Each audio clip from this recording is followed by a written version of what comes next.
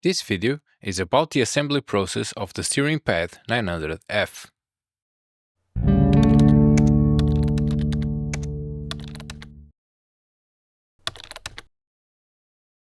The first step is to clean the 3D printed parts. I printed the case and the top face with a brim all around. It helps prevent the part from peeling off the printer bed during the first layers. When that happens, the part comes out deformed. Using a simple knife and scissors, I trim the excess plastic all around. Then, with a sanding sponge, I make sure the edge is smooth to the touch.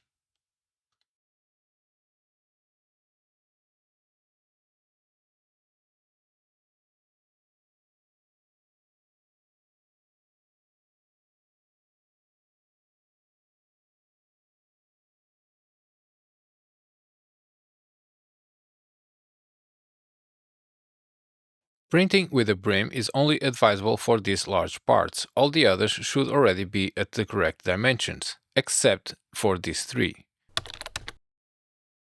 the pedal locking arms, the pedal faces, and the steering wheel locking pins. These parts are very small, and it's easy for the printer to knock them off the bed, ruining the print. The models include a very thin first layer whose only purpose is to increase the footprint of the part.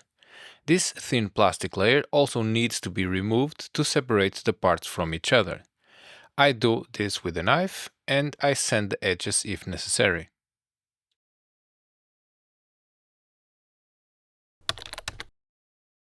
The final cleaning step is to remove the supports. This depends a lot on the printer's setting. A perfect finish is possible when using two different materials or by leaving a small gap between the support and the part. In my case, removing the support just means wiggling it a bit until it comes loose. Sometimes the support leaves behind extra plastic. I need to make sure the surface is flat as the printers can manage, and remove any excess material. In this case, the support came out clean. The bearing should sit flush against the plastic without wobbling. The steering wheel spiral also had supports, but they were so loose they came off as soon as I removed the part from the printer. On the other side, the spiral needs to be smooth. Check the 3D printing video to learn how to avoid random seams in the middle of the spiral wall. If there are bumps, they need to be cleaned. The pin should move through the inner wall of the spiral without friction or bumps. This will ensure smooth steering later. Some parts need to be press-fit into place to complete the final component's shape. These parts are the locking pins into the steering wheel spiral, the metal brass pin into the swing arm, and both ignition slot parts.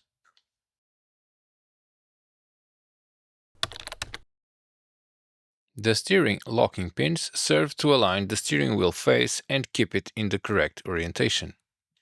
Notice that one of the pins is longer. They should be inserted with the square face in and the chamfered side out. I use a vise to keep the parts aligned and press them until they reach the bottom of the hole. The steering face should be touching the steering wheel spiral once in place.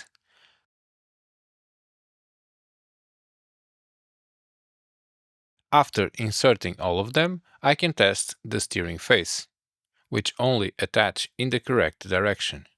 It's still loose for now because the magnet has nothing to grab yet.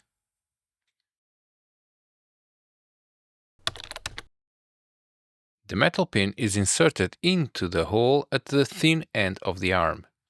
There are some cavities, two for the magnets and one for the bearing. These have to be facing down and the pin has to be inserted on the opposite side. The pin is a bit tricky to align in the vise. So I insert about 1 mm, check the alignment and adjust it into the correct orientation. It must be perpendicular to the part. Then I just press it until it reaches the bottom of the hole. This pin must be metal to withstand the force at the end of the rotation. It will take some hard impacts over time and cannot break. So a 3D printed pin was out of question. The ignition slot is straightforward. It was designed this way to avoid ugly finishes, provide smooth sliding surfaces, and allow the insertion of a washer. It has a guiding groove that keeps both sides aligned and a space for the washer. I place the washer and I press the other part in vertically. I did it vertically to keep the washer from slipping out of the slot.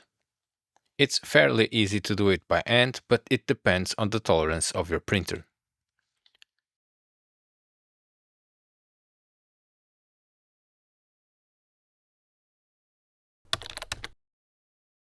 To assemble the steering block, I need the base, the swing arm, the spiral, the turn signal handle, the M4 to M8 adapter, the sensor lock, two 22mm axial bearing, and one 6-4 radial bearing. These bearings are composed by three rings, one with spheres and two solid metal ones with grooves. The solid rings have the same outer diameter but different inner hole sizes. One has the correct size 8mm and the other is slightly larger. This way the correct one fits tight and stays in contact with the part, while the larger one rotates freely without touching anything. I use calipers to measure and confirm the dimension, but there's another way to check. The larger one will be loose when placed on the steering spiral, and the tighter one will fit with pressure. That tight one goes into the steering spiral. On top of that, I place the bearing and then the larger ring. The grooves must face the spheres on both plates. I'm using bearings on the steering axis to ensure smooth rotation with minimal friction. One bearing is placed on top of the base and the other from below. This allows me to secure the steering wheel with a screw while still allowing it to rotate freely. For this, I use a 30mm hexagonal screw that I insert from above. Here I forgot a washer. I will notice later and add it so the magnet can reach the screw. This is a tight fit, but the screw doesn't need to thread into the plastic. If it spins freely, that's fine. To avoid balancing everything in my hands while trying to screw it together and keep the bearings aligned, I designed this assembly tool. The steering center screw locks into the hexagonal slot. The pins go into this groove, but check if you have the final version because the first I shared didn't have the groove.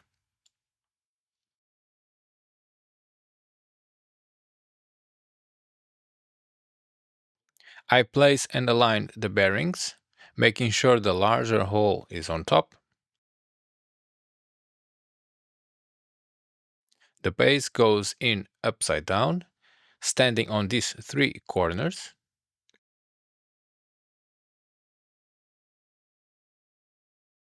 The other bearing takes the M8 to M4 adapter on the tight side. The big hole plate contacts the base, then comes the spheres, and finally the top ring of the second bearing, which should also fit tight against the screw. Later, I will lock everything with a washer and a locking nut, but first I need to mount the swing arm and the sensor. The swing arm will be mounted on this pillar. It's supposed to rotate, moving the magnets back and forth across the sensor.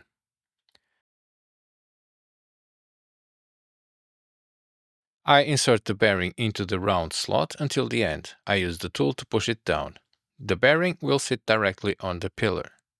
The metal pin must ride the groove without gaps, but it still needs a bit of space so it doesn't get stuck. The solution is to use a spring that pulls the pin against one side of the groove only. This eliminates backlash when changing direction, while still allowing the pin to slide freely.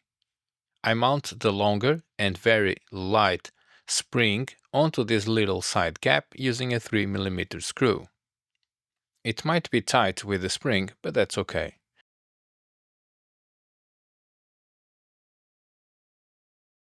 The screw is tightened into the plastic until the screw head passes the face of the part.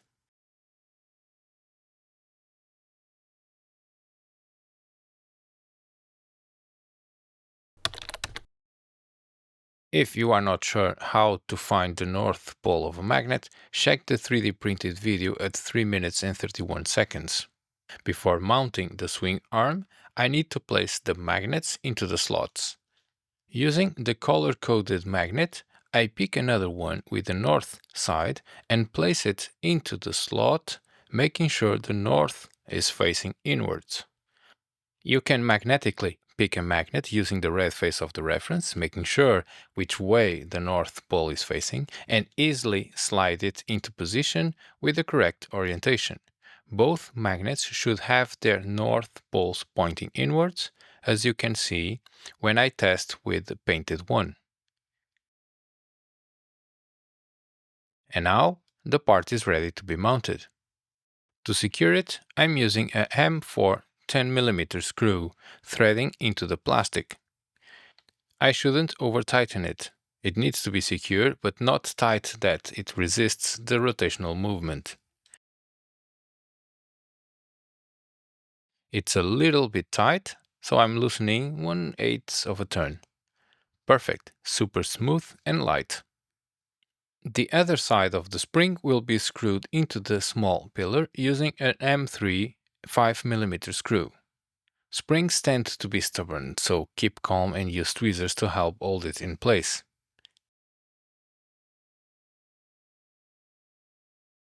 I don't tighten the screw all the way. I leave a bit of space for the spring to move freely. The sensor will be mounted against the tall pillars, behind the small stopper lines at the bottom. It will then be secured with the sensor lock part, but it can be a bit loose. If I press with my finger and the board doesn't stay locked, it's because I oversand it. That's easy to fix. Just add a bit of tape to the bottom and on the locking part. The sensor should be centered between the pillars as best as possible, with the front face of the sensor pointing towards the center of the steering wheel. Before mounting the steering spiral, I need to insert the M4 nuts into the hexagonal slots. They stay press-fitted inside, and I use a screw with a washer from the bottom to pull them down into place.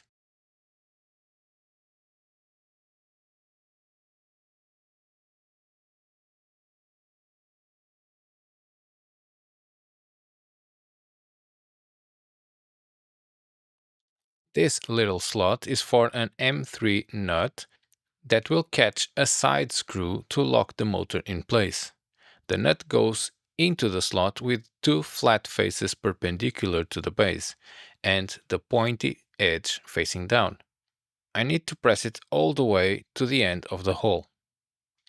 I forgot to install the screw while filming and everything is fine, but it might be needed depending on your printer's tolerance. If the motor is loose, add the screw. If the motor fits tight into place, then the screw might be optional. Now the base is ready to receive the spiral. It has the three M4 nuts, the motor lock nut, the sensor held in place, the swing arm screwed with the spring, the magnets and the pin, all moving smoothly, just waiting for the steering spiral. I mounted everything and eventually noticed the missing washer, so I added the washer and screwed the center screw all the way down. Now it has the correct height to grab the magnet of the steering face. Then I place the tighter side of the bearing onto the steering spiral center pin and I put the part on the tool. Next come the spheres, followed by the loose side of the bearing. I make sure the spheres are seated in the groove and then I place the base upside down on top. At this point, the base needs to fit onto the corners, but the swing arm must be manually moved to enter one of the grooves. This is very important. Don't force the part with the swing arm out of the groove. Then I place the loose side of the second bearing, followed by the spheres, and then the final bearing ring together with the M4 to M8 adapter. On top of everything, I had another washer and an M4 locking nut. This nut creates pressure against the screw so it doesn't come loose on its own. It's harder to tight, it feels stiffer, and because of that, it's tricky to judge whether the resistance is coming from the locking feature or from reaching the end of the thread. Don't over-tighten it, though it's not a big problem if it's a bit tight, unless it goes too far and crushes the plastic. The steering wheel needs to be loose. If I push it, it should rotate across the full range of the groove, from one side to the other. But at the same time, it should not move along the axis. It needs to rotate freely, with no play at the center screw. It feels a bit tight, so I loosen it 1/8 of a turn until the rotation feels smooth. Make sure to hold the screw with the tool when loosening the axis, otherwise it will just spin forever without actually loosening, as expected. Now, with the washer on top, the steering face stays in place.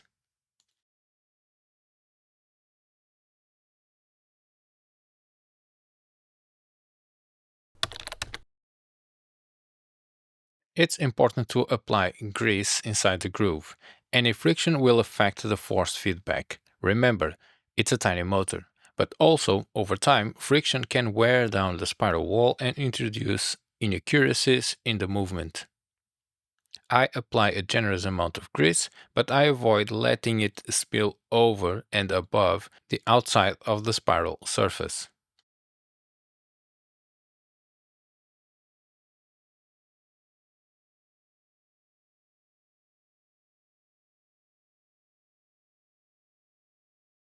At the end, I just clean the excess.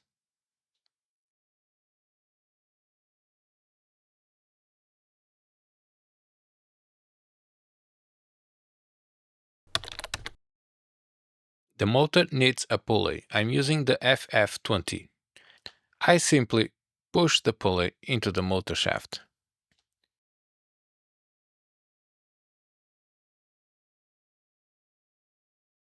It should already be in place, though ideally it should sit about half a millimeter lower to better align with the spiral groove.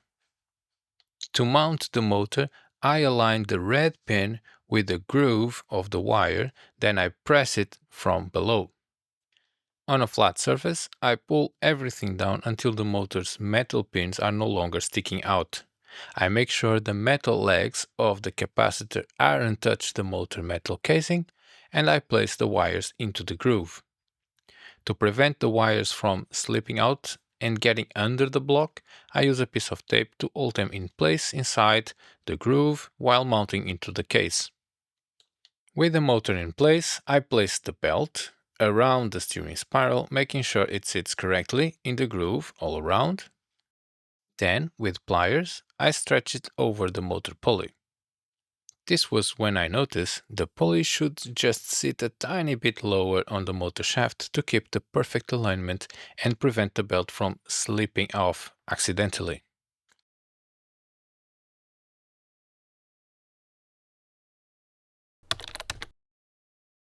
The last component of this steering block is the turn signal handle. I start by placing the switchboard into the slot, then placing the handle on top. The handle must rotate freely, so I use a drill to clean the hole. The handle is the part that will press the switch down. They will remain loose until the handle is mounted. I screw it in until the screw head touches the plastic, but without tightening too much, so the parts stay free to move.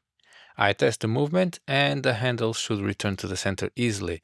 It's not happening here. So I also clean the whole of the outer side of the holder, and I bend the tip of the switch's metal levers down just a tiny bit. That makes the internal spring of the switch help the handle return to the center. I remount everything and now it's working fine. The belt came loose, and if you need to put it back with all the components already in place, you will need to first guide it between the steering spiral and the turning signal handle. Once everything is mounted, I make sure the connectors are facing the correct direction, with the little arrow and the visible metal facing up. I also make sure the wires from the steering sensor bend in the correct spot. They need to allow the full motion of the swing arm, but shouldn't stick out past the end of the block or it won't fit the inside of the case. Once the block is finished, it can go inside the case.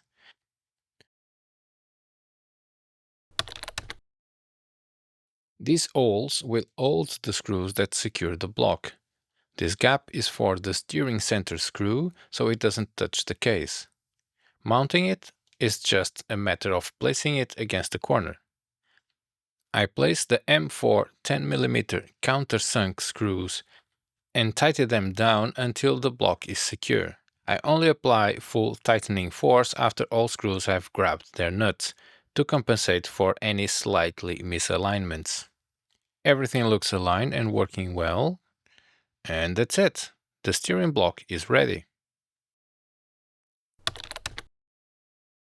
To assemble the pedals block, I need pedal space, the accelerator and brake levers, the lock support, top and bottom, which also helps hold the base into the case, the aligner, and both locking arms. The first step is to insert the M4 nut into the base bottom slot. The nut is inserted with two flat faces perpendicular to the insertion direction. There's no end stop inside the hole, so the nut must be aligned manually. This nut will secure the block into the case from below. Next, I insert the magnets. As with the steering block, the magnets go in sideways around the cavity where the sensors will move, with the north pole facing inwards. The pedal levers go on the sides, and the slot for the electronic board must be on the outside. If I swap them, I won't be able to install the boards later.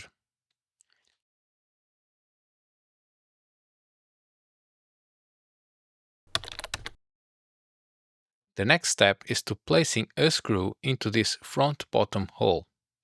With both levers having the board slot facing down, I place a M3 5mm screw. It doesn't need to go all the way in, just enough to hold securely. The purpose of this screw is to prevent the lever from moving too far and damaging the sensor. This end is where the key will be inserted to lock the pedals in place, by rotating the locking arms so they move into the bottom corners of the levers. The bottom lock support also has M4 nut slots that secure the block into the case, and, as the name suggests, it should go on the bottom. The top support goes against the top surface, and together they will hold the locking arms.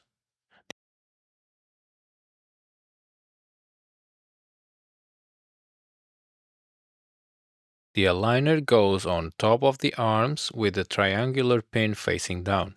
This keeps the arms from pushing each other out of the alignment. I start assembling this mechanism by securing the bottom support with the M3 10mm screws, making sure the parts are perpendicular to each other. The same goes for the top part. Also, notice I'm leaving the space for the vertical screw heads facing upwards, otherwise the screws won't fit into the case later.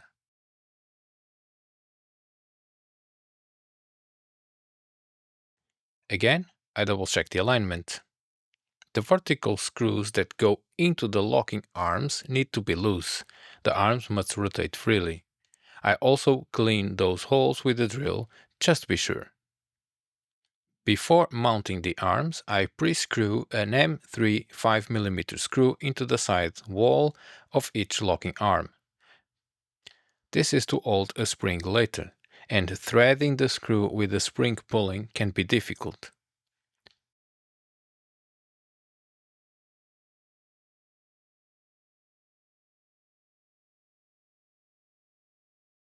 To assemble the locking arms, I place the aligner near the top surface, then the arms underneath with a triangular shaft pointing outwards.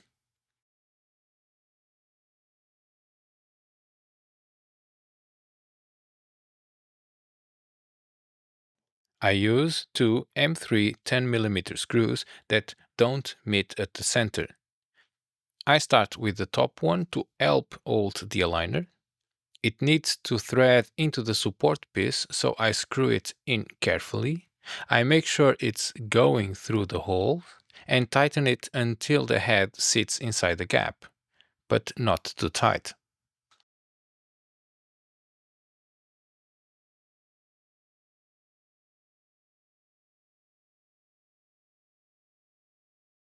When I insert the key, the locking arms should open. Then I secure the bottom screws and confirm that the arms can rotate freely. Again, the screw heads must sit inside their slots, or else they won't fit the case.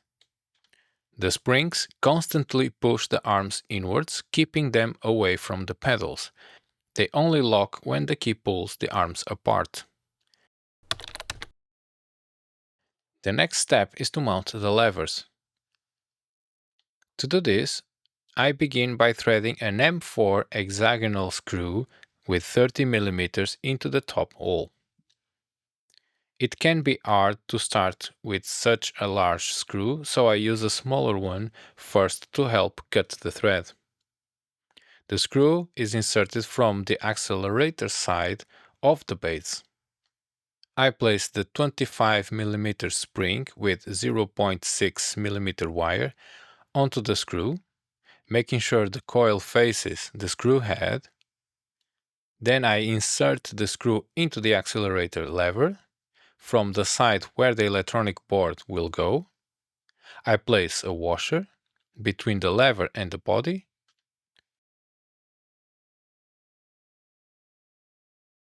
By the way, this is the spring that pushes the locking arm. And screw everything down until the pedal is locked.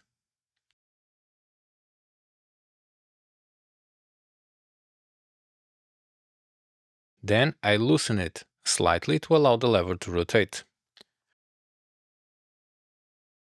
With an M3 5mm screw, I attach the other side of the spring to the locking arm. No need to over-tighten this screw.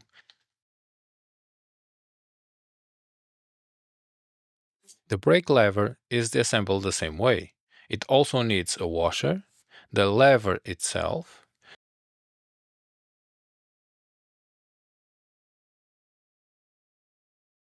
the spring for the locking arms, and a locking nut to keep everything secure.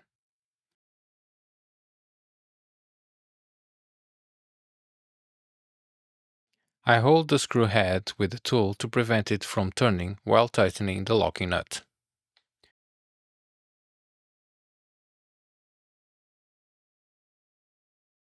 You can twist the spring to properly mount it as in the video.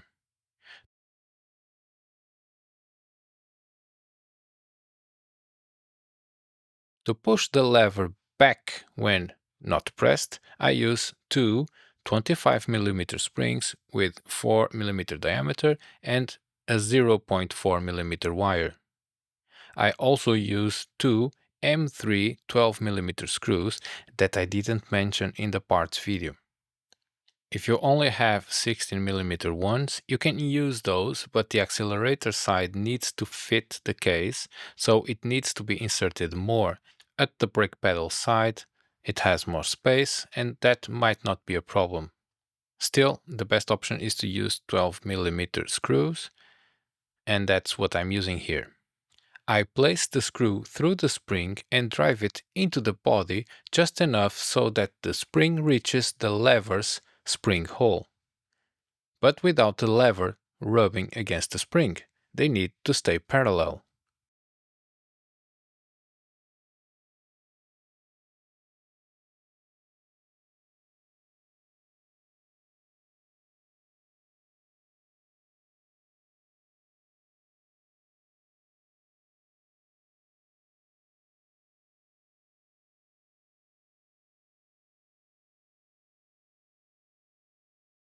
The same goes for the other lever.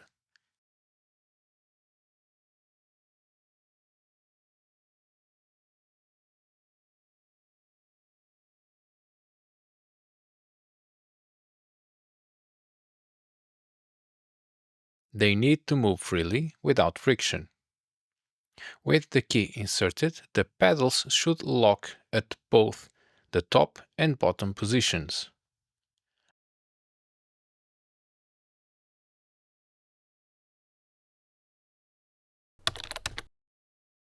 I insert the M4 nuts into the base using tweezers. This part can be tricky because the magnets sometimes pull the nuts out of place.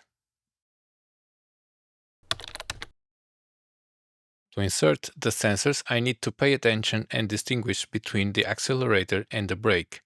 The accelerator is the one with the longer wire. I place it with the sensor in the rectangular hole and the round screw hole facing up. Then, using an M3 5mm screw, I secure it in place.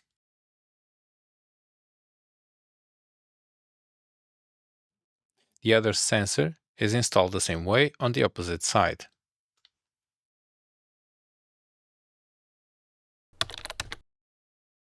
The wires need to bend backwards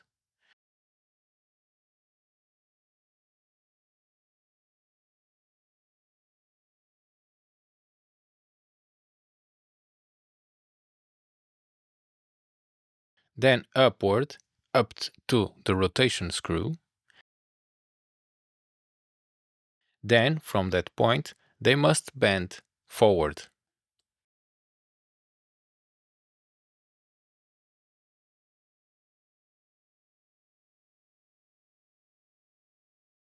This helps the wires rotate around the pivot point of the lever, preventing wire breakage or fatigue at the soldering points.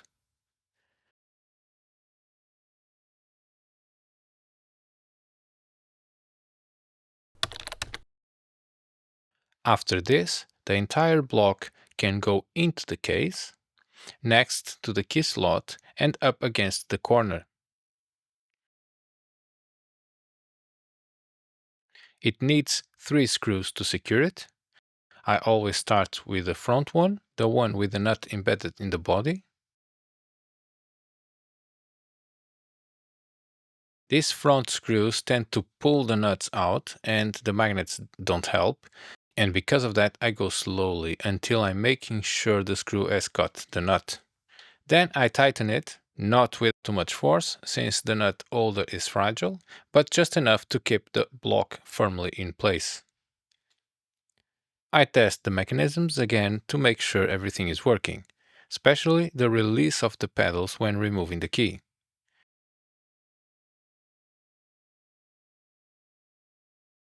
It's done.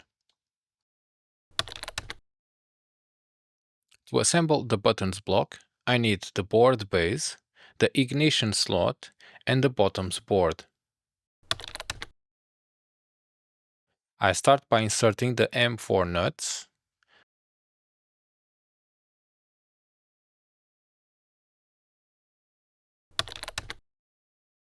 The bottom board goes into place and secure it with the 3 M3 5mm screws. I had a washer and then I screw everything tight.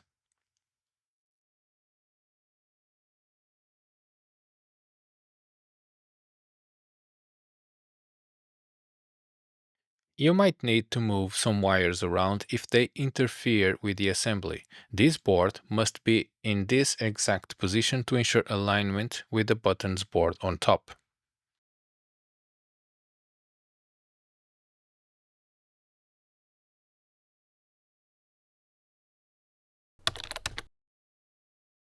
If you look closely, when the top board is connected, these three pillars prevent it from going too deep into the connector.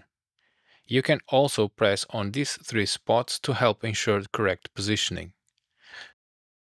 The hole with the key slot should be aligned with the hole in the 3D printed part and ready to receive the screw.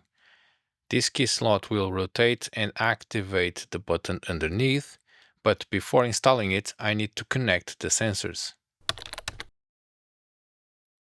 The key slot also needs a spring to return to the rest position. I am using a 25mm by 4mm diameter spring with a 0.4mm wire for the job. I screw one end of the spring to the base with a M3 5mm screw and attach the other end to the side hole of the slot. This notch prevents over-rotation to the left by locking it into the base. At this point, I can secure the block into the case to make it easier to connect the wires with the board already fixed.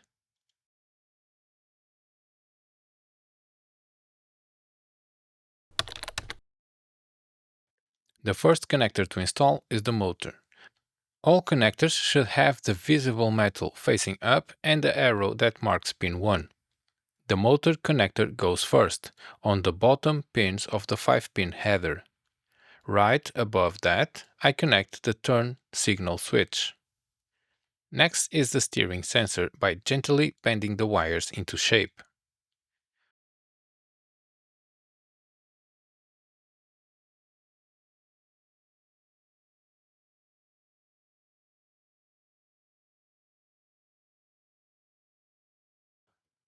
On the pedal side, the bottom connector is for the brake and the top one is for the accelerator. I bend the wires backwards just past the screw that holds the return springs and connect the wires using tweezers to help. I make sure none of the wires interfere with the movement. The accelerator wires go all the way around the pedals block and connect the same way as the brake connector.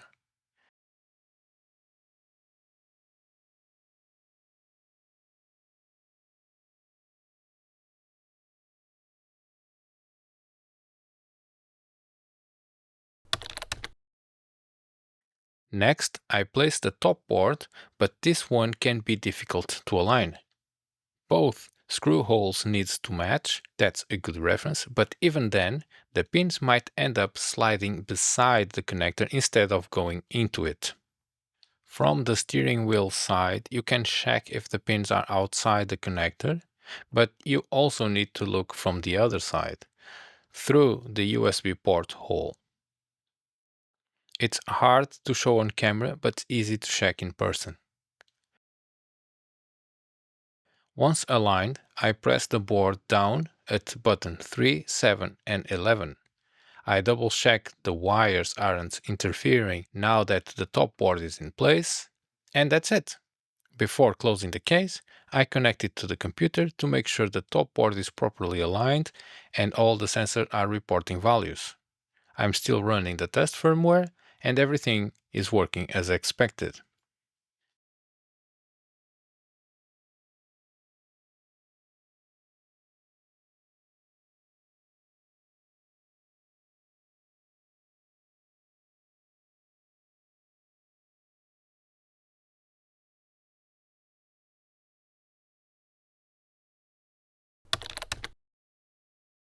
Now I install the key slot by screwing it in until it locks, but without forcing it. Then backing it off slightly, just enough to allow the spring to push the slot back to its resting position.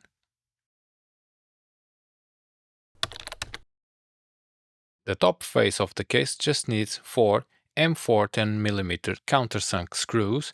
Tighten until the box is closed. Do not over-tighten. They will break the top face. If the steering wheel, the turn signal handle, the key slot and the pedals move without friction, then the case is finished. The final step is to attach the pedal faces.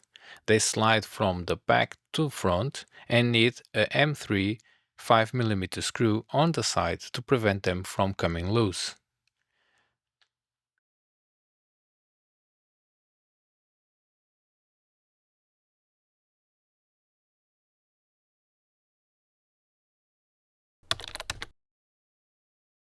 The controller tends to slip around and it's hard to play with precision when it moves, so I had some sponge feet glued to the bottom. I avoid covering the screws to allow an easy disassemble if necessary. I prefer the sponge ones because they grip better than rubber, so I'm recommending those. And it's done. The entire assembly is finished and ready to be programmed as a steering controller. If you want to know how I install and calibrate the firmware, jump into the next video and get ready to play some games. For now, thank you for watching, like and subscribe, and I hope to have you in the next video.